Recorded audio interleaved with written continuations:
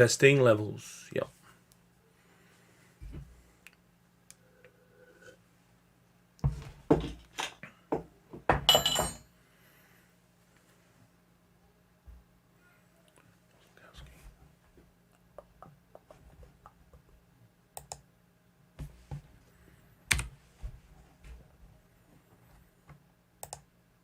Hello. Good afternoon, good morning, I guess is still the correct terminology. My name's Mark Ritson. Hello, and welcome to a special webinar, whatever you want to call it, from Clemenger BBDO Sydney and my good self, Mark Ritson. I've worked with and around Clemenger for many years. I am a huge fan of Peter Clemenger. He's kind of one of my heroes. And when Clems asked me to do this for them, I was delighted. So before I talk to you about what we will discuss in this session, which will take about 40 odd minutes, and then we'll have Q&A, I'm going to read out Pete's, we haven't got multiple screen capability. So I'm going to read out Pete's intro. And so imagine it coming from Pete, not me. Pete says, I want to welcome you to this special Clemenger BBDO Sydney COVID marketing event. In the past 5 weeks, the world has flipped the script on the world, humanity and business. Over this period, we've been having some deep discussions with all of our agency partners about what to do with our planned brand activity, how current sentiment alters plans, and importantly, how to plan for growth. There is no better person than Mark Ritson to provide a great perspective on marketing in a time of COVID and get up to return to growth. He says, please feel free to text me with any questions you might have during the presentation, and then he's going to pose them to me at the end of my session. And that number emblazoned upon the screen is Pete's private mobile number. So use it for these sessions now, but also, in the future, if you just got any general questions about stuff, just give Pete a ring and he'll have the answers. So let's get on with it, eh? Let's get on with it. Oh, that was the wrong thing. That was the wrong button to press. Don't look there, don't look there.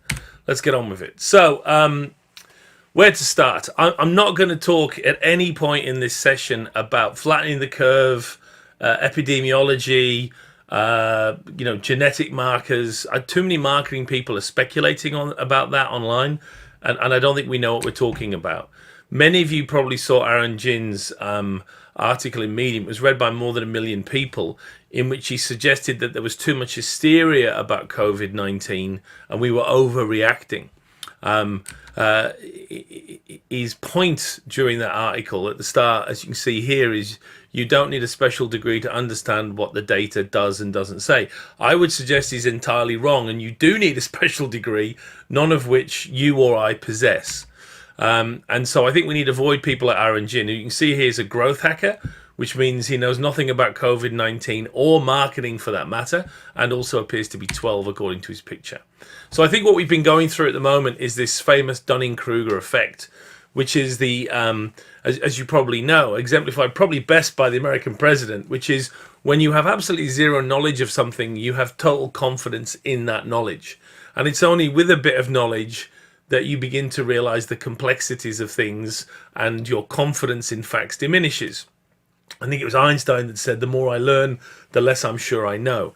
And so what we're seeing at the moment, I think, is a ton of people, marketers leading the field here, who are, armchair experts, who are kind of just about here right now. They've come down a little bit on the curve. It's clear we're going to go into much more complexity than we imagined in this very strange era. And right now, we don't know. So I think as marketers, we have to bounce from whatever the experts think, and we are not the experts. And before I go any further, we're going to talk about advertising and brands and revenues and costs, which is what we have to do. I'd like to acknowledge the fact that this is a massive global tragedy. Hundreds of thousands of people will and have lost their lives. It's not to say that I'm not thinking about those things, but we have a fiduciary responsibility, not just to our shareholders and our employees, but also to the economy, to keep the wheels of commerce moving. There's nothing distasteful about trying to make sure that we serve our customers and the customers provide financial rewards to us. So I think that's just a point worth making before we go into this, but I'm not forgetting that there are far more important things here than profits and silly advertising. All right, so I suspect on the economic level, we're going to see three phases taking place as a result of COVID-19. The first phase we're obviously in right now, which is the lockdown crisis period, where all kinds of external implications have been placed upon us. Things are closed, things are not allowed. We're living in a peculiar crisis zone at the moment. Now that zone might last, and again, I don't know, ask your medical professional, but that zone might last for another 2 weeks, 3 months, 12 months. It looks suspiciously at this point, again, when we talk to the experts, that it's going to last a much longer period than we thought, and particularly with respect to things like travel, we just aren't going to be able to do certain things. However, at some point, there will be an escape from the COVID lockdown and a normality will resume. It will happen. It's just a matter of when, not if. My big concern here, and we'll talk about this later, is you're going to get what I believe is a short period of false pneuma. Pneuma is this idea that people imagine a revolutionary change in society, changing the way we live. I'll talk about that later, and that'll last a few weeks. And then we'll get into the meat of this, which is after the clampdown ends and the crisis is not over but is being managed and life returns to normality to some degree, we are, of course, going to enter a significant and possibly gigantic recession. And again, economists don't know yet whether it's V-shaped or whether it will be one of the biggest in history. They never know until after it's over, of course. We'll talk about that too, okay? Let's focus on the COVID crisis that we're in right now. One of the things Pete was keen to talk about was, well, what do you do when you're in this weird situation? And I think there are two things you can do. There's tactical stuff and there's strategic stuff right now. Let's do the tactical stuff first because it comes first. Everyone that I've seen listed who's on this call is pretty senior, so you know this, but there's a big difference between tactics and strategy. You can't have a digital strategy, you can't have a pricing strategy. These are tactical things. The best definition I've ever seen is that tactics is everything that happens from the chin down, and strategy is everything that happens from the chin up. So the tactical stuff are the immediate, necessary pivot responses that we're making right now in order to survive and maintain the business. And really, when you look at that, you actually got to break it down into three further subcategories. And I don't know where you're sitting in this. It's not your fault or your luck, but you're in one of three camps. I'd say there are a group who are flex companies. They are actually in better shape or untouched by the current COVID crisis. Then we have the fixed group. They're not out of business, but they're going to have to make some significant changes in order to generate revenue during this period. And then there are the freeze companies. It doesn't matter what they do right now. They're unable to trade, and it could be a while before they can do anything with respect to short-term sales. Just to illustrate it in a bit more detail, we could put three different exemplars in there. There's lots more. Flex, all the supermarkets are up. They had a significantly better rolling 4-week period now than they had 12 months ago. The average seems to be somewhere around high teens, low 20s. So they're all up. And so are many of the consumer goods companies too, by the way. When you don't eat out, staples are being bought far more. In the fixed group, tons of companies here. I was on the phone yesterday to an Aussie who runs the 999 farms in New Zealand, which is a really high-end Aberdeen Angus butchery business. And they opened their new butchery and distribution network for restaurants on April the 1st, multi-million-dollar investment, and obviously they're dead in the water. So he's still got beef to sell, and so he's pivoting everything into individual boxed meat sent by courier to individual consumers. And he's having a bloody red hot go at it. And I think these are the examples of companies that are having to change quickly. I normally hate the word agility, but in this case, I think it is relevant. And they're making significant changes to the nuts of the business in order to be able to tread water and stay in there. And talking to 999 last night, yeah, they are. They're still in there fighting. And then there are businesses that are in the freeze mode. We've Could talk all day about Virgin, of course, but if you look at Qantas right now, there's a little bit of societal stuff they can do. They probably should stay in the market with comms. We'll talk about that a little for long-term value, but the reality is they're pretty much in freeze mode, along with a lot of other companies. Massage chains, cinemas, hairdressing salons. It's a case of sit and wait for now. So what are these companies doing? I mean, if you're in the flex and particularly the fixed box, you do have to still do stuff. So I think what we've seen initially so far is some pretty poor stuff. So every dumb brand has sent out the obligatory "I feel your pain, we're in it together" message from the CEO. And this is dumb for a couple of reasons. Consumers don't care, first of all. And second, companies are making the mistake of thinking their brands are important. I divide marketers into two camps. Those that have the empirical smarts to realize that even a big brand is a little thing from the consumer's point of view, and those that are deluded enough to think that they matter in the broader scheme of things. That's not to be negative. If you understand brands are small things, you produce much better strategies as a result. But I think you see here a lot of deluded brands thinking that their CEO's opinion is of any value to any customer at all, which it's not.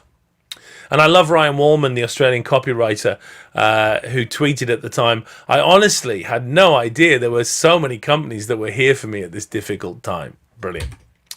And I think that first wave continued into companies that were tweaking their logos.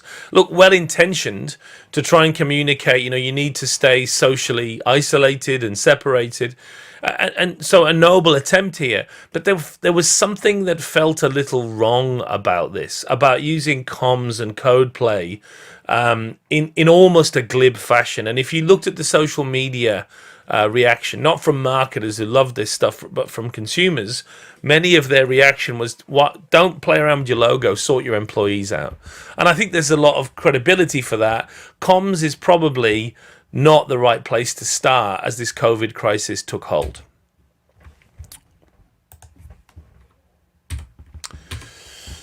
A good example of a brand that plays it right, I think, is ironically Corona. So I wrote an article about 6 weeks ago when all this started, seems a lifetime ago, saying that there's all these articles on various different social media sites saying that Corona's sales will be destroyed by this, and you wouldn't want to be Corona. And I pointed out in the article that actually that was not just not true, it was inverse of true. Corona were probably, my prediction was, going to have a good time because of salience and the impact that salience has. And again, you guys probably know this, but the balance between just brute salience and brand image, salience is more important, though I do believe image plays a role. Salience is definitely the more powerful thing overall. And sure enough, despite all the research from idiot research companies at the time, we discovered that Corona beer last week is indeed having a surge and is up about 30% in sales terms. So other than proving I was right, which is obviously the most important point, the reason I'm showing you this is because Corona throughout this whole period have said dickety shit to anyone. Their social media channels are pretty much silent.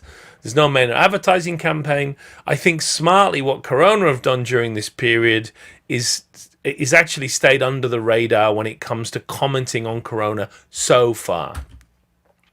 Why are so many other companies, therefore, getting out there and doing so much quick and frankly stupid communications work? I think you got to go back to Jerry McCarthy. He's one of the great marketing thinkers of the 20th century. McCarthy was a professor at the University of Minnesota, and McCarthy came up with the 4 Ps. 4 Ps are a great concept. If you're a marketing idiot, you question the 4 Ps and try and come up with 6 Cs and 9 Qs and 7 Ps, because the 4 Ps are literally 60 years old. And if you're an idiot marketer, anything that's 60 years old must be in need of a refresh and an update. If you're a smart marketer, you think the 4 Ps surviving for 60 years intact probably tells you it's a pretty applicable basic concept, which it is. Anyway, that's not how it looks. McCarthy laid out marketers as being, involved in, I talk about the 4 Ps as the 4 levers of the marketing apocalypse, right? When we get to tactics, these are the 4 levers we pull to deliver our strategy.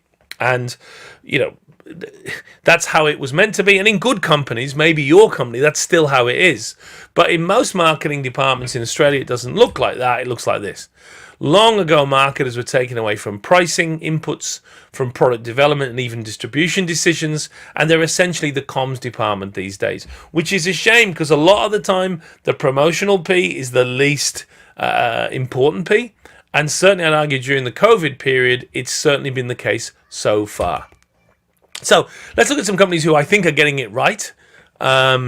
And pulling other pricing levers, other tactical levers. For a product P, let's look at Uber Eats. It's really more of a service P, but product includes service as well as product. Uber Eats, I think, have done a really terrific job in the early stages of the crisis. They've changed their policy on suppliers so that small independent restaurants have been able to get into their distribution system immediately. And they're paying them daily to help them with liquidity rather than the usually weekly or monthly contracts. And you may have also noticed that Uber Eats are now delivering doorstep, obviously, rather than knocking on the door and handing it over to you and being within a meter of you. That sounds a simple thing, but changing the code so quickly, and this has been in place now for about 5 weeks, so that they can organize that different aspect of the delivery software, I thought it was very fast off the tracks.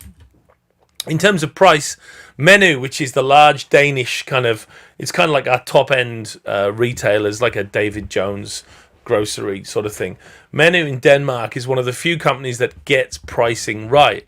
And again, I despair of marketing departments who think that price is set by someone more important and then you just communicate it. Marketers should be involved in price, and pricing is not the same as price. And I think Menu demonstrated beautifully. So every other retailer was struggling with banning or limiting how many hand sanitizers you could buy, and causing tremendous pain for the frontline sales staff.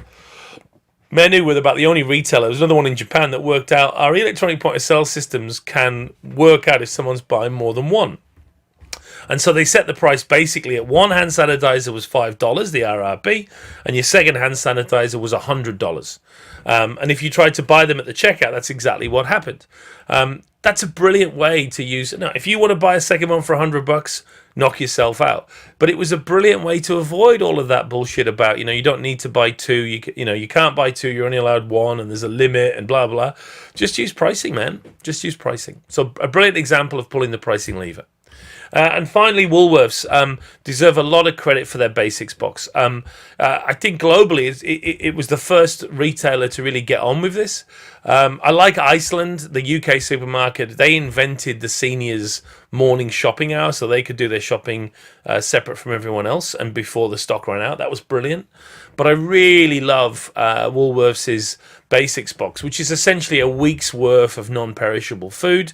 The innovation here, however, is that it's sent through Australia Post, so that essentially it's guaranteed to get to you. And I hope now that will become less important. But over the last 3 or 4 weeks, I think it was a brilliant way to reassure people there's a week's worth of food here, and we can get it to you pretty quickly using the distribution innovation. Great stuff. Now you'll note something else here. All of these different tactics made money for these companies. And again, to my point earlier, there ain't nothing wrong with that. In fact, I think there's a lot right with that. I think, given there's a recession coming, given a lot of our people are, struggling, and our employees are questioning whether they'll still be around, the more we can make money and keep the wheels of the economy turning, very much the better we'll be. So let's talk about the promotional P. I do think initially there were missteps. I think now we're starting to realize, and we'll talk about this more later, we are going to have to communicate more. And so the question is, what do we do? We clearly can't use, in many cases, our pre-COVID communications because the tone, the creative, the whole thing looks wrong. I mean, I've picked on Woolies here because I've given them a load of love earlier. And this, I don't know if they're still running this out. I'm sure they're not. But my point is, a very harmless, really rather bland bit of comms like this is suddenly the first thing anyone thinks in a COVID world is, well, hang on, that's not right. So for most of us, either by tone or by execution, we can't run the same stuff we've been running. So what do we do instead? The thing not to do at this point is to go to the other end of the extreme.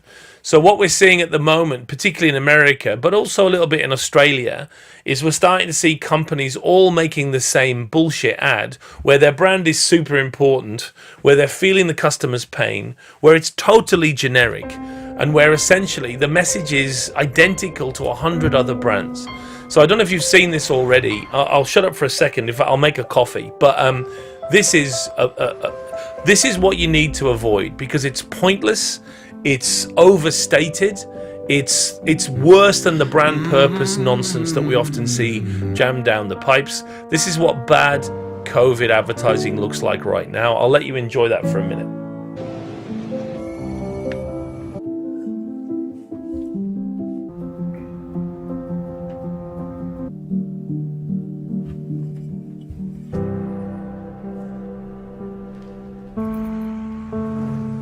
When we first opened our doors. Since 1926. Since 1978. For 60 years. For 75 years. For over 80 years. In 90 years. Over 100 years. Nationwide has been on your side. Restaurants have always been there for you.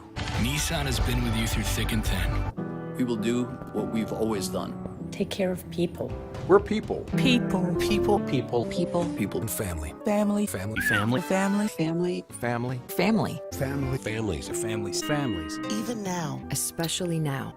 Especially now. You get the idea. There's 3 minutes of this nonsense. Today, more than I'm just ever. going to move it forward a little bit. Oh no, I've moved it to the end. All right, so you get the idea, right? I mean, it's just mumbo jumbo generic stuff. There's no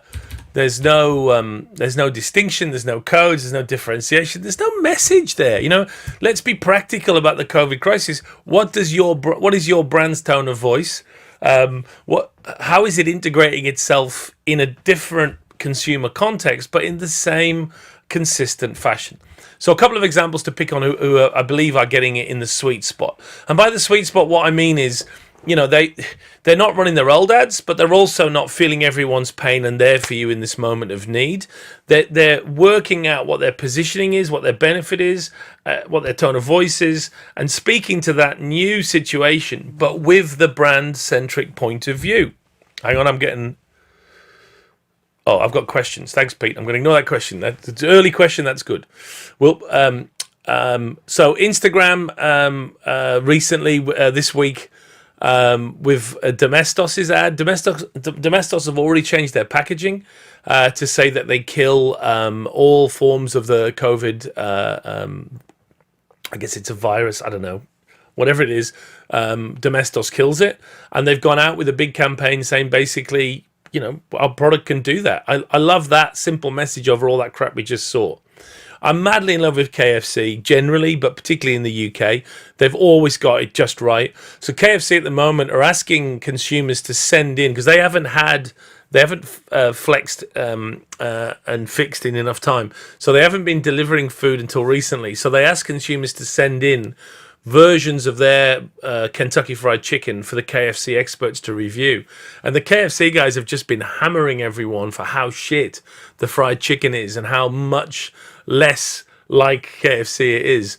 This one was about how it seemed to have dandruff on it, and the KFC guys are just giving it to the guy saying, look, you want to skip the dandruff next time. I think it's brilliant. I think it makes fun of a testing situation, and it's still about chicken, and it's still about what makes KFC great. But by far my favorite has been Colgate's work in the US. So I'm going to give you this. It's a 60-second ad. I love the work here. And I think this is the sweet spot. Yeah, there's a bit of emotion, but there's a product message. There's brand codes. There's clear positioning here. And it stands out a mile from that crap we saw earlier. Good.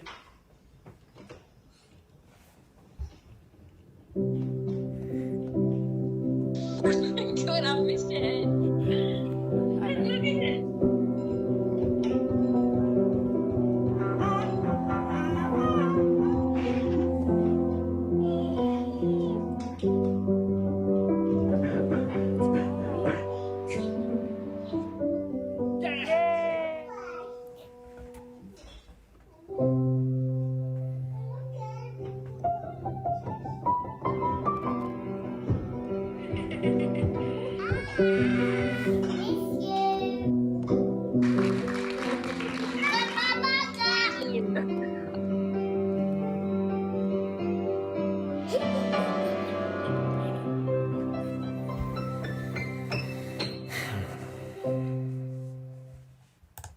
That's how you do it, right? That is definitely how you do it. So, there's a sweet spot. We should aim for it creatively. Okay, one other point I'd like to make while we're in the crisis zone, and we'll move on. You have a strategic opportunity as leaders right now. You've got to tactically tread water, as we've talked about, but there's also a benefit here, which is time to think.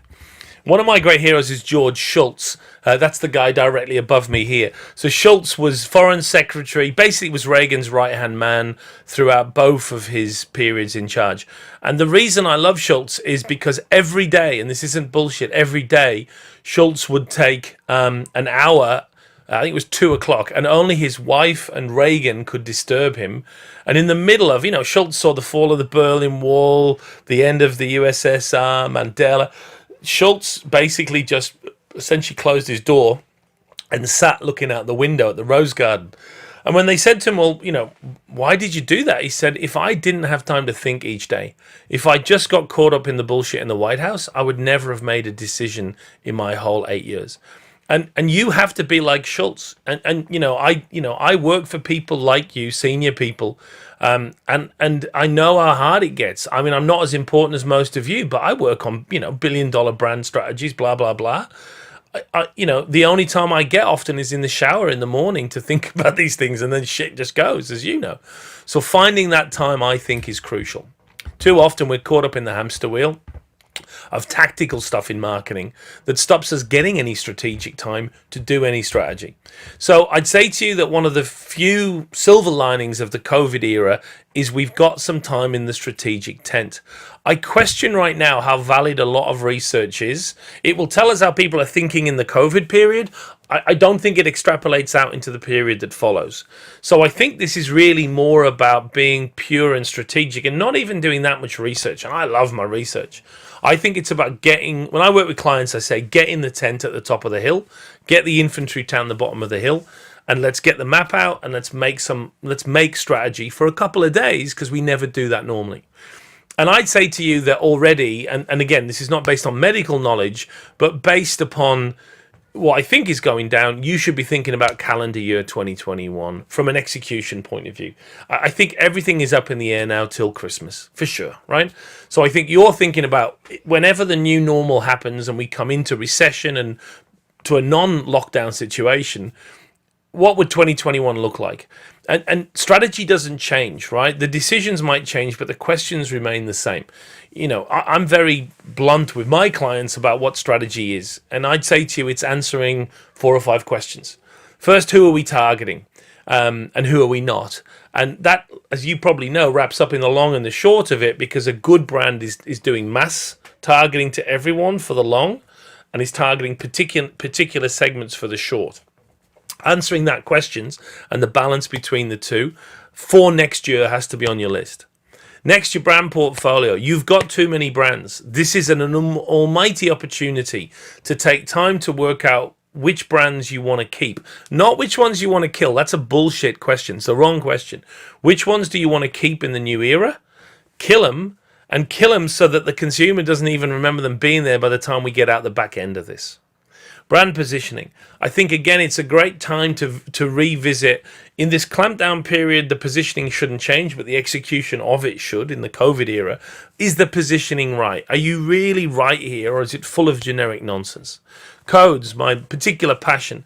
Most of the work I see, no matter how good the agency, isn't distinctive enough. First, they must know that it's me. Look at that show reel of bullshit I just showed you. Most advertising, around 80% of it, is totally wasted because it's not codified enough. This is a chance to go back and remind ourselves, what are my 4 or 5 codes, and am I using them enough? And then lastly, strat objectives. Not sales objectives, not market share objectives, proper strategic objectives for the year ahead. I think these, for me, are the challenges that you should be thinking about while you have some time to think about them. All right, let's move on. There'll be a period of false pneuma that follows. And you're going to see, you're already seeing loads of articles like this. You're going to get loads more. Coronavirus will change something forever. Media, consumers, shopping, brands, buying behavior, television, digital. Ignore everyone that writes this. They're hacks, right? The reality is people will snap back faster than you think. it's easy to write bullshit like this because it gets a headline, it's sensationalist, and everyone goes, oh yeah, you're right, everything's going to change. We have very short memories, and in marketing in particular, we're always talking about how things are completely different than they used to be. Remember what the great ad man Bill Bernbach said. It took millions of years for man or woman's instincts to develop. It will take millions more for them to even vary. It's fashionable to talk about changing man and changing woman. A communicator must be concerned with unchanging man, with unchanging woman, with their obsessive drive to survive, to be admired, to succeed, to love, to take care of their own. Bernbach is right. We keep talking about consumers like they're changing all the time. The reality is that's marketing conference bullshit. Jeff Bezos knows a little bit about change. I very frequently, he says, get the question, what's going to change in the next 10 years? And that is a very interesting question. It's a very common one. What's not going to change in the next 10 years? And I submit to you that the second question is actually the more important of the two, because you can build a business strategy around the things that are stable in time. It's funny, I spent 2 nights ago, I was on the late night video call with one of the most important CEOs in the world in terms of luxury goods. And I won't name names because it was private, but I mean, it was 2 hours long. And all he was trying to work out was, is this right or not? Is it really going to, because everyone else in Paris is telling him it's going to change forever, completely. And I'm the only one that said that it's not going to change. So he gave me 2 hours because he wanted to weigh me up against the others. I think I'm probably right. Nobody knows. I think we're going to live in a strange time. When that strange time comes to an end, we're going to go into a recession. But I think that consumer behavior will snap back pretty quickly and we'll start washing our hands in 4 seconds rather than 40. And this news is coming from 3 places, right? Marketers are obsessed with the pornography of change. We like everything to be changing rather than the same. There are a lot of arsehats in marketing, we have to acknowledge that, who like writing columns about how things are all going to change completely forever. And I think all of us, when we get out of this isolation phase, will want to kind of think that the world will get to be a better place. But what happens is you're basically projecting your wishes for society onto the post-COVID world. So if you believe in animal rights, you're going to write a column that says we'll be kinder to animals now as a result of COVID-19. If you think the world is fundamentally economically tainted towards the rich, you're going to say COVID-19 is now going to usher in an era of change and fairness. None of that is true. The world might be fucked up, but it'll stay fucked up after COVID-19. It's not going to be changed. And the real worry is what happens at the end of COVID-19 is we're going to go into a recession. And unlike this strange lockdown period we're in right now, we know about recessions because whatever caused them, there's certain parameters that will always take place. And we can take some comfort in that. So you can see my worry. Everyone's going on about how the world's going to be a better, nicer place as a result of coming out of COVID and all of that. It's not. It's going to be a brutal recession. And we should plan for that. Now, the good news is in a recession, marketers have 2 weapons. We have brand and we have advertising. And by God, they come into their own during a recession, as you'll see. So brand is a great defense. I'm going to use here the what was once the Millward Brown Optimore Brand Z Index. It's now owned by Kantar because Kantar took over Millward Brown. You may remember Brand Z. It's based on 1 million interviews every year. Comes out of the WPP group. Or did until Kantar was sold. And Brand Z is basically a measurement system, not great, but okay, a measurement system of global brand equity. How strong is the brand? So what the Brand Z guys have been doing is for the last, 13 years, buying a portfolio of companies that own, according to their research, the strongest brands. And then each year, as they do their research, selling it and buying the portfolio differently. And then they've compared that to investing, what have I got here? $100 in the stock market, say the S&P 500 index, versus investing it in the strong brands portfolio they've got. And the results are spectacular. If you were to have bought the Brand Z top 10, so each year the top 10 companies with the top 10 growing brands, you'd have tripled your portfolio by now. As opposed to just an increase of 128% if you've just been buying the index. So it's pretty good stuff, right? It's pretty good stuff. And if you look at that journey between 2007 and just before we hit COVID in 2020, you'll see there's one interesting period right there, which is where, of course, we had the GFC recession. And that's a very interesting period. So if we zoom into that, you'll see here I've just taken the Brand Z portfolio and the S&P 500 in the States. You can see the hit of the GFC coming as we enter the end of 2007. And the first point to make is brands aren't that much of a rescue situation in a recession. That decline is just as vertical as the S&P index, right? So brands do tend to get pummeled like everyone else in a recession. We've just seen it here. But the interesting point is once that recession comes to an end and we enter recovery, as we did in March 2009, you can see the trajectory of recovery from Brand Z is spectacularly better than the S&P 500. And the point here is brands give you a little bit of defense during recessions, and there's some data on that. But their real benefit is they bounce back and out of a recession much better than weaker or non-existent brands. Now, you might say to me, well, that's great, Ritson. If I haven't built a strong brand by now, the horse has left the stable. And that would be true. But remember, we have our other weapon, which is advertising. Let's close on that. So, if you're a trained marketer that has been properly through a decent MBA program or something of proper quality, you know a couple of things that other people don't know. First, you know that advertising has short as well as long-term impacts. ROI is a dumb variable or a half-dumb variable because it only measures short. Long-term impacts from advertising can easily stretch out past 12 months to 24 months after the ad campaign itself has run. Untrained competitors do not know this. As a result, they will look at declining potential market and they will cut back on ad spend because they're only seeing the short-term value of advertising and not realizing that probably 50, 60, 70% of it is really about long-term impacts. If you can therefore hold on to your marketing and advertising spend, your ESOV will increase relative to competitors, or you may even increase your ad spend, which is happening in a couple of places, and your growth, particularly post-recession, will be spectacular. Now, some of you will and won't know about ESOV. Let's cover it quickly. My apologies to those of you that know. So, ESOV is one of the most important concepts in advertising, and without it, you're kind of screwed.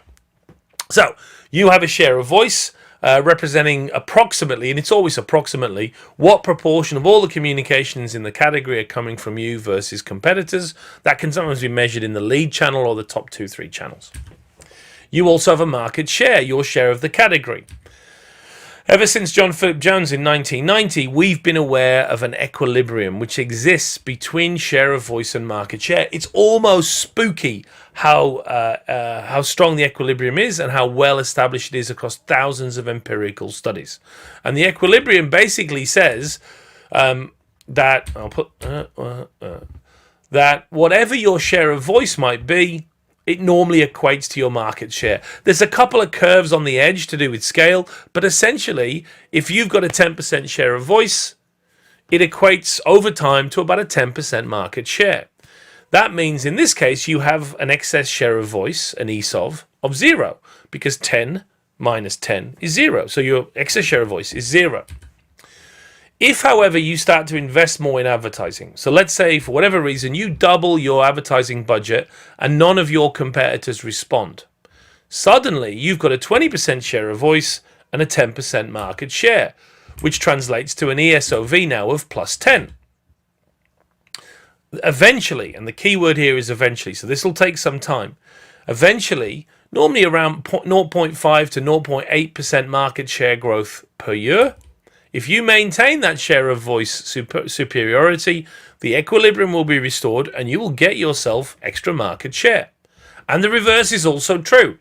If you start spending significantly less in terms of share of voice versus share of market, sure enough, over time, you will lose market share and find yourself back on the equilibrium. So that's ESOV in about 30 seconds. Now, let's say your marketing budget, your advertising budget for 2020 was going to be $5 million. Now, what happens in a recession? Well, all around you, the category, your competitors, are either going out of business or killing some or all of their advertising. As a result, that $5 million, as long as you don't decrease it, is now worth relatively more in share of voice terms. It might even be double. So even by spending the same amount of money in a recession, your $5 million isn't 10% share of voice, it's 20% share of voice. And the same rules of ESOV will apply once again. So you see the point here. It's not that the recession makes you more successful. It's not that consumers are more receptive. It's all about competitors pulling back while you hold true. And now there's some bonus points. Two things are going on. Lucy Barrett, who's an old mate of mine who runs the radio centre in the UK, has pointed out, like most media, with the exception of cinema and outdoor, they're getting huge numbers at the moment for TV, for online, for radio, because of a captive audience. So the first thing to realise is, in 2020, you're getting more audience for your dollar. And another mate of mine, Joel Goodsoe, who's an Aussie here, runs marketing for Inspirations Paint, is noting that if you do hold your marketing budget, the media companies who are short of advertisers now, because everyone else is pulling out, are giving you rebate money, they're giving you extra slots, they're giving you basically more for your dollar. So add that into the mix, and now we start to see what's going on. If you can maintain your advertising budget during this recession, the long-term effects of that will be to increase your market share. And you will maintain that market share long after this particular period in the recession that follows ends. Because then everyone else comes back, the equilibrium is restored, but your market share has now been established and you've essentially grown during the recession, and you'll take that benefit in the post-recession period. I'm not making this up. We've been studying recessions for literally 100 years. Roland Vail, one of the great thinkers of marketing, did his PhD dissertation at the University of Minnesota on the 1920 to 1921 recession. He looked at hundreds of firms that either increased advertising, didn't do any advertising before or after, or decreased advertising. And sure enough, he found the firms that maintained and increased advertising spend during the recession came out of that post-recession period with a 20% index value over those that cut back during the spend. The 74-75 Jimmy Carter recession, same story again. Meldrum and Fewsmith did a massive analysis of firms who maintained their budget over there in that first column and didn't cut their advertising, comparing it to other firms that either cut in one or both years. Once again, by the time we come out of the recession, the firms that maintained budget were spectacularly ahead. Alex Beale and Stephen King, the great Stephen King, the WPP Ogilvy Stephen King, looked at a whole range of recessions, in particular the British recession of 80 to 81. They looked at firms that decreased their advertising spend during the recession. Now, interestingly, these firms were flat. They actually grew a little bit of market share. That's because a lot of businesses were going out of business. And the point we'll make in a minute is decreasing doesn't actually hurt you that much in the short term. It's the long term where you'll lose out. Anyway, companies that increased their advertising budgets by up to 20% saw a growth in market share, an annual growth in market share of 0.5%. That's kind of on an average of a non-recessionary point. But once you go beyond 20%, there is a spectacular, almost 1% growth in market share, which, as we'll see later, is retained after the recession. 1990-91, Tom Camber, same thing. Companies that maintained or increased spend versus those that cut. Look at the difference as we come out of that brief recession for those companies that were already investing heavily. And finally, our most recent recession, the GFC. Peter Field, the great Peter Field, working for LinkedIn in the States, just looked at the effect of what an increased excess share of voice had over annual market share growth. Again, same finding as Steve King. If you didn't increase ESOV, you actually still saw a slight market share growth because of firms essentially going out of business. But those with a 0 to 8% ESOV saw a 1.4% growth in market share. That's about triple what we normally see. And if you went over 8%, back to my hypothetical example earlier, you're picking up nearly 5% of market share growth per year. That's the real story here. So, advertising during a recession. You decrease your budgets, the research says, and I'm talking not just one or two studies, I'm talking hundreds of empirical studies. Decreasing budgets won't hurt you in market share terms immediately, but they won't save you much money either. as the research has shown. However, maintaining your advertising budget during a recession will grow your share as others step back. And if you want an example, look at P&G. P&G have been doing this for 100 years. Whenever a recession comes, they double down and they actually, in most categories, increase ad spend to grow their market share that they maintain afterwards. They didn't do it in the GFC. It's a long story, but they are now doing it here, as John Moller, their CFO, revealed earlier this week. This is a direct quote from Moller.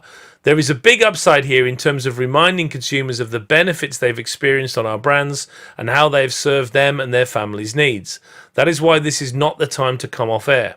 With more media consumption now than ever, this all ties back to doubling down and moving forward, not backward. This is not a time to retrench, and that is a service to our consumers, our retail partners, and the broader society. So, as the FT famously said during the 2007 recession, what's the first mistake businesses make? Pulling their advertising. Maintaining it if you can. And I appreciate some of you don't have the cash flow to do it. That just means that you'll be hurt badly after the recession. It's not some magical thinking. A lot of companies I appreciate just won't be able because they're either in freeze mode or they don't have cash or their C-suite has said no. It won't hurt you in the short term, but other companies are going to overtake you now as a result. It's interesting the feedback I've got from a couple of people when I've given this talk so far over the last couple of weeks. One of my ex-students is now the CEO of one of Australia's biggest retailers, and he had a better analogy that I thought I'd share with you. A Formula One race is not one in the straight. They're one in the chicanes and the corners. It's when the driving is toughest that you need to have the guts to put your foot down. And he is one of the few who is increasing ad spend as we speak. And a CMO of a large medical company, who's a very old mate of mine, stop fucking ruining it for those of us who know what we are doing. You are no longer my friend. And that's a half serious, half joking comment. The whole point of the recessionary advertising strategy is you have to know that everyone else is going to lose their marbles and underspend for your strategy to work. So, in summary, I think there'll be 3 COVID phases. For the next phase, however long it lasts, we need to be in tactical agility mode, less about comms and more about the other P's. And if you are going to do comms, try and find that sweet spot. The other advantage of this particular period is we get a bit of time to think, a strategic time out to maybe get ourselves ready for the next phase of normal business whenever it might come. Take that opportunity. Beware anyone that talks about XXX is going to change forever as a result of this. We'll see. But most people are projecting their wishes, not any kind of empirical reality. And beware also what I call the Bill Withers effect on ads. The late, great Bill Withers, no longer with us. He sang a Lovely Day. You're going to see a lot of ads with people opening curtains and the bright sun gleaming in and kissing your children and taking a deep breath on the front step. It'll be just as bad as that shit I showed you earlier. Try and be different. The rules of differentiation, distinctiveness, and codes apply more now than ever. Finally, we're going to head into an exogenous recession. Exogenous because it's not caused by the economy, it's caused by COVID.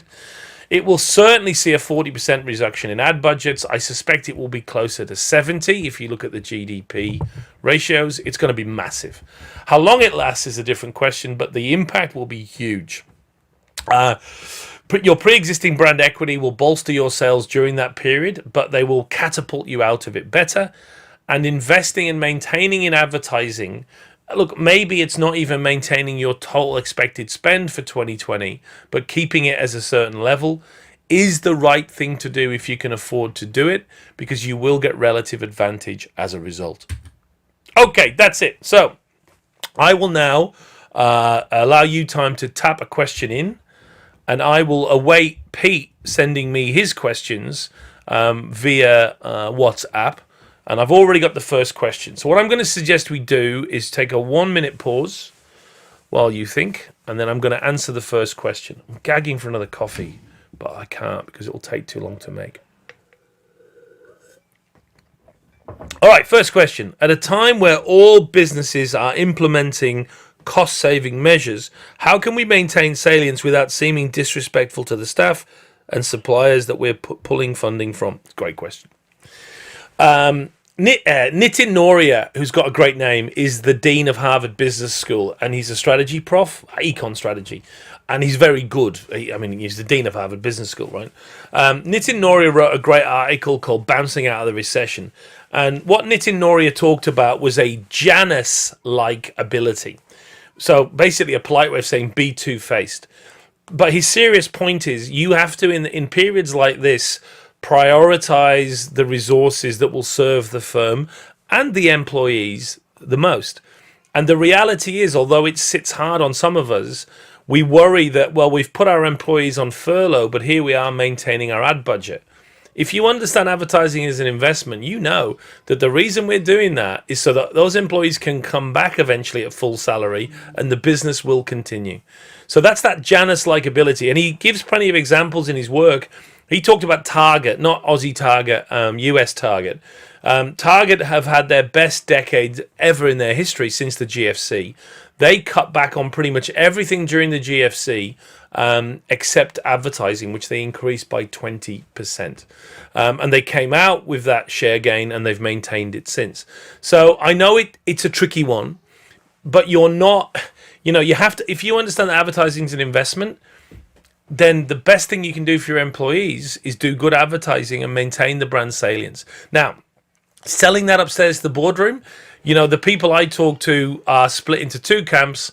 The ones who are either in the position where they're trusted by the C-suite and the ones where they're given a budget each year.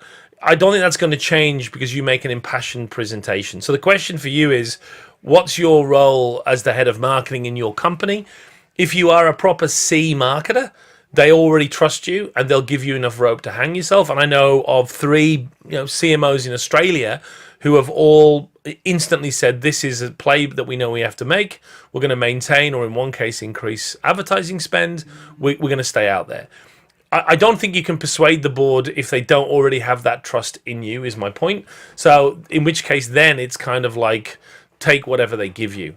But I think if you've built equity with your board, now is the time to play it. I don't think you have to maintain the exact same budget. It's all a relative game right now. But I do think you need to see that P&G play for what it is, which is the right thing. Okay. Number 2 question. The 4 Ps is a great shout. You talked about the importance of distinction for a brand. Do we need to be sensitive to COVID sentiment? There are pressures to pull back on distinction. Yeah. Yes and no. So it's a good question. If you take distinctiveness at its pure form and what it means, distinctiveness means do they know that it's me? I think what you saw with that bullshit show reel is companies that are afraid to say it's me. They almost squeak it in. Here's a picture of families kissing. Here's a picture of an empty road. We don't want to put our brand too much into this. My point is that's bullshit. What you should be doing is talking about the brand and its benefit. KFC's humor and the amazing chicken and what it tastes like and how great it is. Domestos' ability to kill the COVID virus. You know what I mean? This is not a time to jump to generic, blunt, vanilla purpose wank. This is a time to say to consumers, like Colgate, your smile's important right now. We're all about smiles too. This is what we're going to do. Be distinctive, but in a way that links to the COVID crisis. That's the sweet spot. 3, question on ESOF. How would you account for private label increasing in recession? Oh, that's a beauty. That is a beauty. I had a conversation with someone about this yesterday. Very, very good. So for everyone else's benefit, one of the things also we haven't talked about here, but in a recession, private label is going to grab 10, 15 percentage points of share. It always does in a recession, and it tends to hang on to them. I don't know the answer to the great question. What to say? If I was doing this off the top of my head, I would say to you that you're carving out the private label share as a separate part of the market, and then you're looking at share of voice purely among non-private label offers. So both on the X and the Y axis, you're essentially clipping the numbers, because I don't think that private label business is doing any share of voice in the traditional sense, but it's taking share of market, but you can't get it. It's a different league. So I'd suggest, and I haven't thought this through, that you're looking at you define the category here, and this is dangerous, as the non-private label category, both in terms of voice and market share. It's a great question. Clear message on advertising during recession and the need to steer the course. What is your POV, point of view on innovation, specifically FMCG during the recession? Does it need to change or steer the course too? Hey, yeah, I just read a really interesting paper.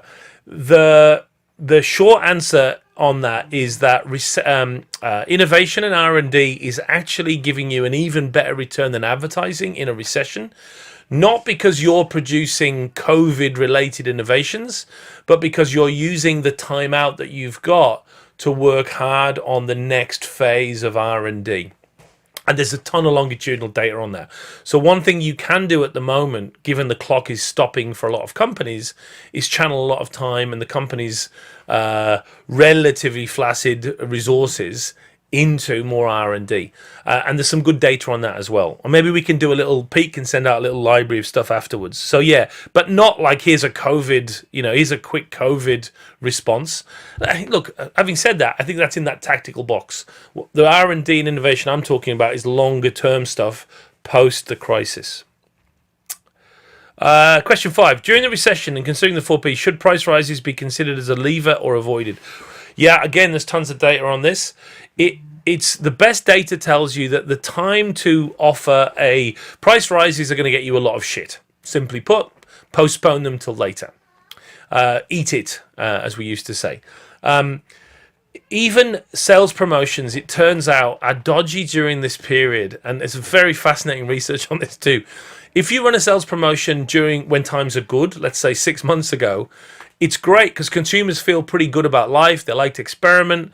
They see something with 20% off and they go, oh, look, I'll try that. And if they like it, they don't mind then paying more for it later on. If you run a sales promotion at the moment, what happens is you'll get sales. But when you then try and reestablish the proper recommended resale price, what happens is consumers then feel pissed off that you aren't continuing to offer that assistance that you helped. Again, that's based on some good data. So it's almost weirdly a case of pricing maintenance if you can. And then really the value that you're giving to others should be done as a not-for-profit. I'll give you an example from my own life. We run this mini MBA program, which is fantastically successful, and we train up marketers online. And we really thought about offering some form of COVID reduction for marketers because everyone's doing it tough. And what we came around to in the end is we're better off not doing that for all the normal reasons of not doing promotion, particularly during this time, but then running a major scholarship program for every marketers that have lost their jobs during COVID. We're going to do that as a separate thing where we'll just make no money for it. And one of the reasons we made that choice is even at I don't want to go into margin, but at a certain discount, we're still making money out of people. Do you know what I mean? So offering people a discount because they've lost their job and we're still making money out of them felt a bit wrong. So we've made that, we've kept our price point the same, but we're going to do something big as a community thing. And I think that might be the answer. So promotions and pricing are a tricky one at this stage. Interested in Mark's view on the role of nation branding in a world where there may likely be a rise in nationalism from COVID. Yeah, it's out of my scope. Nation branding, I think, is important, but it often gets really hackish really quickly. I think, look, the one thing I'm realizing this week is the era of travel, short-term economic fun travel, business travel. I mean, I used to go to America for 4 days. It's over, I think, for a very long period because it'll have to be over. And I think that will lead to an interesting challenge for how we perceive other countries and ourselves. So I don't know. It's a great point. It's out of my scope of knowledge. Number 7. Question from me on his view on how we plan for decline in commercial TV and related how important does he think it will be for FMCG marketers to build their first-party data to help address media fragmentation and ad blocking or avoidance? Ooh, yeah. Look, I would have a look at that ubiquity report on TV. So I think everybody knows, I remain a huge fan of TV advertising for FMCG. I've been for 10 years now pointing out that it isn't dying, though it is in decline. And we are reaching a point, and I trust Ubiquity because they work a lot they're properly neutral in my opinion, and they've been great supporters of TV and its value over the years. There is a gap coming, clearly, particularly now being felt sub 30, even sub 40. I don't believe maintaining your own databases is going to be a solution. Prove me wrong later. I don't think there is a solution, and I think what we're all looking for is in FMCG what happens after TV's hegemony comes to an end. And the answer is I don't think we'll have anything like it ever again. I just don't think it'll be as good ever again or as easy. That big funnel that we used to pump our brands down that would hit 30, 40, 50% of the Australian consuming public overnight. It's just not going to happen again. And we have to learn, I think, not just to move it all digitally. The clients I'm working with that are the smartest are now realizing that, again, back in the normal world, a bit of outdoor, a bit of radio. I mean, the big tragedy here is cinema, man. Fuck, cinema was having its best year in 25 years, cinema advertising. And look at this. So I think the answer is, yeah, by all means, try your own systems. Personally, I think it's a proper integrated approach, and we'll miss TV like a lover that we never quite got over. We are in the fitness gym industry. What are the vital few questions we should be asking our members right now? Look, it's a tricky one in the gym business, right? You're in there with hairdressing and masseurs and so on. I would find a good way. I mean, the pivot for you is to offer them home workouts. And the only reason you're doing that is you're giving them salience. You're giving them something useful that is linked to your brand. If you've got on your CRM system, if you've got really loyal members that have been with you for 10 or 15 years, send them one of them stretchy ropes and say, look, we're missing you. We thought you might be able to keep this, use this. Here's how you use it. Here's a video from one of our fit people explaining how. I think it's about maintaining salience. I think for the gym industry, advertising is almost inconceivable. You would benefit from it if you could get away with it, but no one has the pockets to do it. So I think it's using owned and earned media to try and stay up front in the mind of the consumer. But be useful is the point. Before COVID, we produced a new campaign. It's on hold right now. Question we're asking ourselves, is tone and message still right? Do we hold the course or change? Look, I think we're all in that position. I would suggest to you, again, I'm not a huge fan of pre-testing.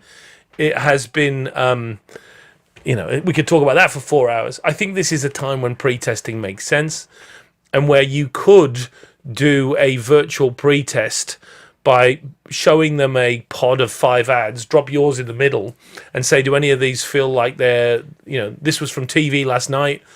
Do any of these feel like they're wrong? Yeah. It's cheap and dirty, but it might help you. And I think we're always blind. Once we've made an ad, we can't see it. You know what I mean? So it might be, for once, a chance to do some cheap and dirty pre-testing. How long does it take in average for share to grow if the ESOV is above 2? Well, the ratio is pretty clear, and you're not going to be happy. All things being equal, and it varies by category, and creative has an impact as well. But let's say we hold everything else to be equal. You need a plus 10 ESOV to get a 0.6, 0.7% jump in market share the following year. I did one of the things, we'll do some resources at the end of this, and one of the things I did is I did a version of the FE case study for Lidl supermarkets who used ESOV to get a massive market share growth in the UK. We'll send that out. But the rough ratio, which holds up very nicely, is you need plus 10% ESOV. So if you've currently got a 10% market share, you do need 20% share of voice, and you'll pick up about 0.6, 0.7% every year you maintain that ESOV, and it does work, but it tells you why it's harder to do than you might think, and you got to maintain it. I've worked with a couple of clients who've gone, right, ESOV, fuck it, let's go, fucking 20% ESOV, and 6 months later it's over. That's not how this works. You got to grind it out. From an execution point of view, do you think we need to re-edit for social distancing? It's a tricky. Again, I'd say pre-test. I think the problem right now is if you run those ads now or even after the lockdown, the first thing anyone thinks is, whoa, hang on, too many people in one space. It's going to kill your message. So I wonder whether, just for the sake of the message, you need to avoid that like the plague. Can you tell us more about brand codes and some examples of brands doing it really well? What are their codes? Oh, yeah. If Pete is really nice to me, I'll tell you what I'll do. Fuck, this is really dangerous. On my mini MBA in brand management, I do a class on codes. which is an hour and 10 minutes long, and it's even though I say so myself, it's fantastic. So if you're really nice to Pete and spend lots of money on Clemenger, but only in Sydney and not elsewhere, I'll give you one free class from my mini MBA, which costs $2,000. I'll give you one free class shared among you guys, but you can't share it with anyone else. Okay, we have to have a solemn oath, because my company in London will shoot me, because we'll share the raw video out, but you cannot share it with anyone. Okay. And if you promise, we'll make that part of the materials. Right, what else are we doing? I'm giving away things now. I shouldn't be doing that. Right, what are we doing? So that will answer the question on codes. It's the most important thing. It's the biggest error Australian marketers are making with ads. Codification is everything. So watch the class and you'll see.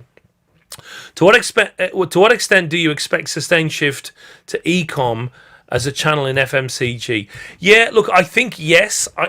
I'm a big believer that the COVID thing isn't going to change anything, but it's going to catalyze trends that were already happening. So I do think that shift will revert back to the line, but you'll see a big blip in it for a bit longer.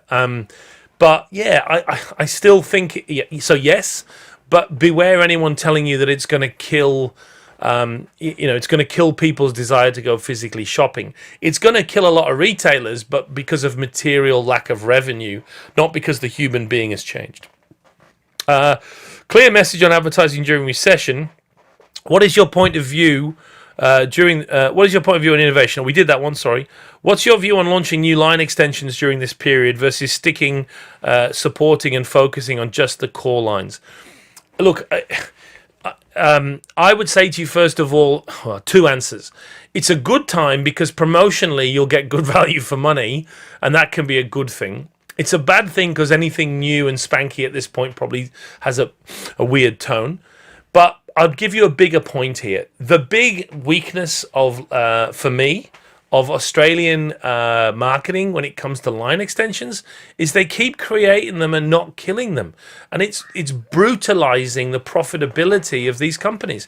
Like my favorite CEO of all time is Jean-Andre Ruggiero, who used to be the CEO of Benefit Cosmetics. He's now the CEO of Sephora in San Francisco. I love Jean-Andre. He's as mean as a rat when he wants to be. And one of the things he always did with his team was, Benefit is a beautiful brand, you know.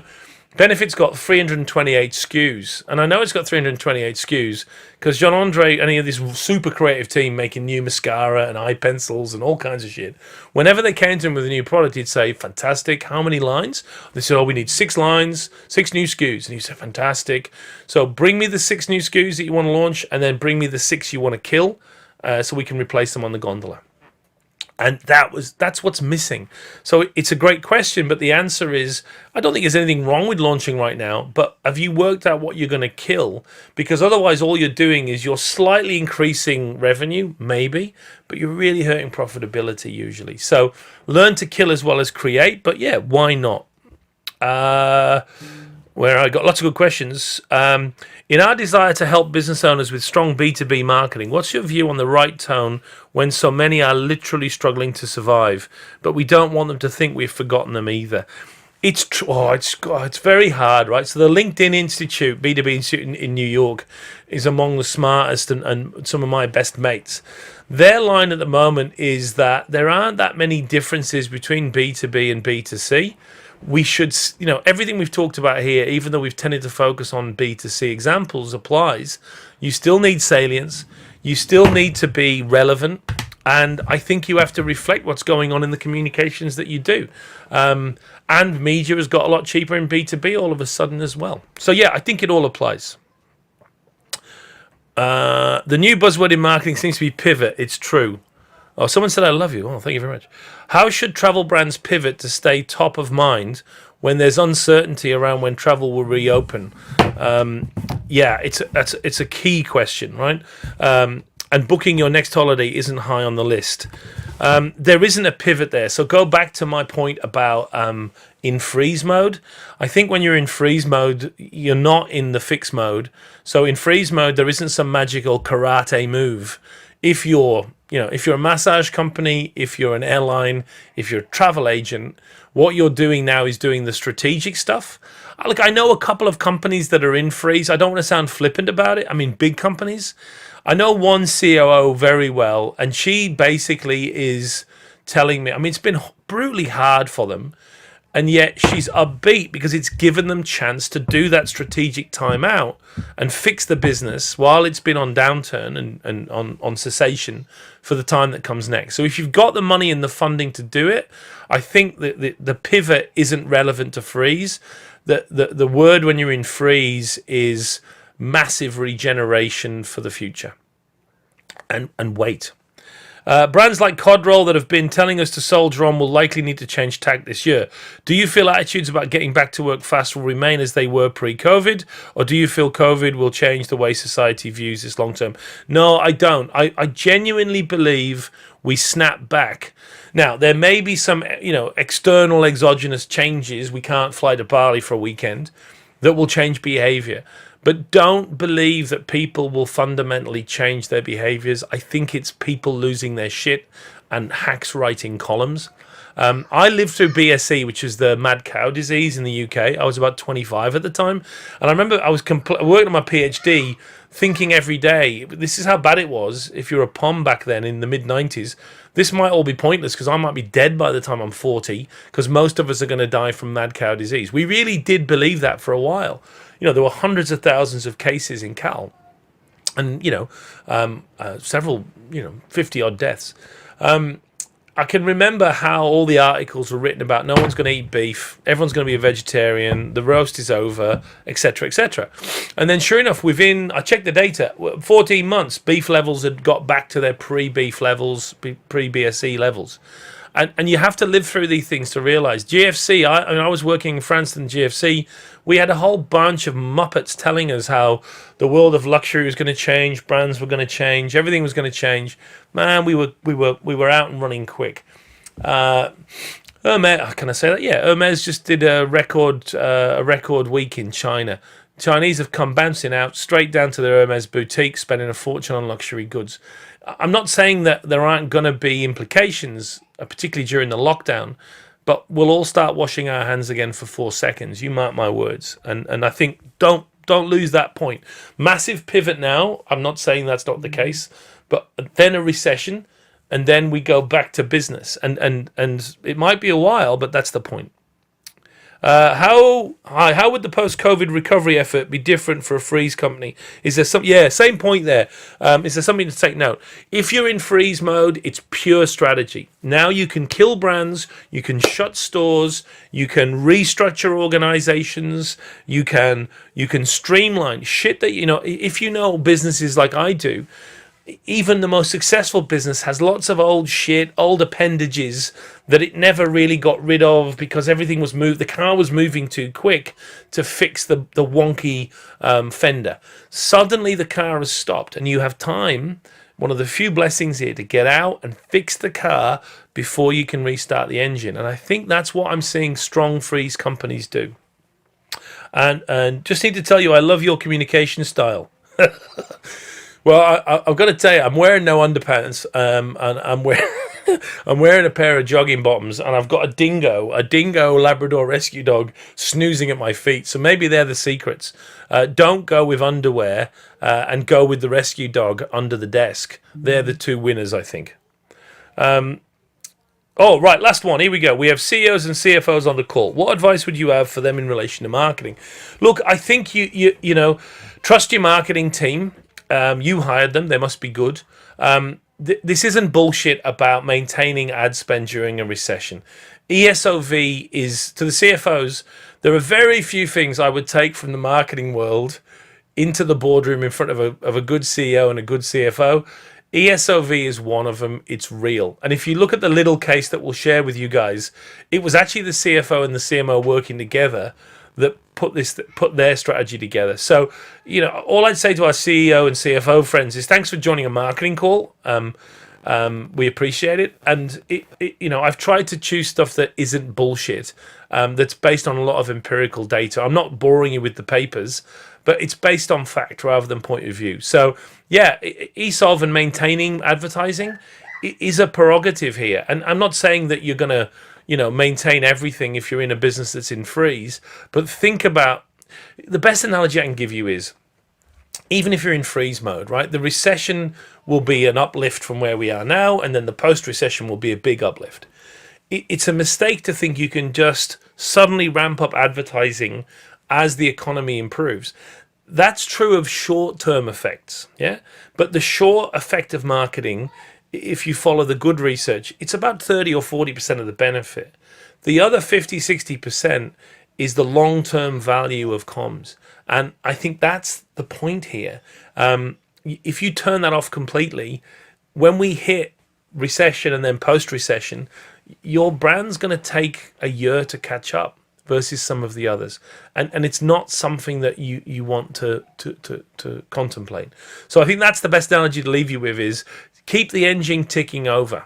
Yeah, some of you can't drive at the moment, but if you can find a way to keep the engine ticking over in a way that's useful, that's codified, that's positioned well, this sounds flippant and it's not meant to be. This is an opportunity. If you've studied brands like I have, a lot of businesses are going to disappear, but the businesses that are smart will come out of this stronger, leaner, with greater market share and a better team than they had going into it. And it's a challenge of leadership. And a few companies will come out stronger than they went in. That's been the history of recessions. Normally, Noria's research, 9% of companies came out stronger than they went into a major recession across about a 30-year data period. You want to be in the 9%. And two of the things to do to ensure that is try and maintain some ad spend and take this strategic time to get the business streamlined. Okay, I think that's it. I've got a message. So what we're going to do, guys, is Pete and I will follow up with you and we'll send you out a little care basket of stuff. A couple of papers on what we've talked about. They're a bit more meaty, if that turns you on. I'll send you my little ESOV case study. It's only about a 10-minute video, but it captures the theory and it shows you an actual applied example. And we'll also send you, but don't tell anyone, the module 6 of My Mini MBA and Brand, which is the code one, which is all about codification. So thanks to Pete and Clems. Can I just profess my love for Clemengers one more time? The great lady of advertising. Peter Clemenger remains easily one of the great Australian figures of all time of marketing. I love him dearly. And Clems is a great agency that's marked the time of advertising in this country. And I couldn't be happier to be associated with them more than anyone else. So stay well and stay safe. Stay sexy, everyone. And we'll see you at the other end of the coronavirus disaster. Pete will send you some support material shortly. Take care, and I'm going to have a cup of coffee. So I will disappear and play elevator music until someone out there turns off the system. Take care.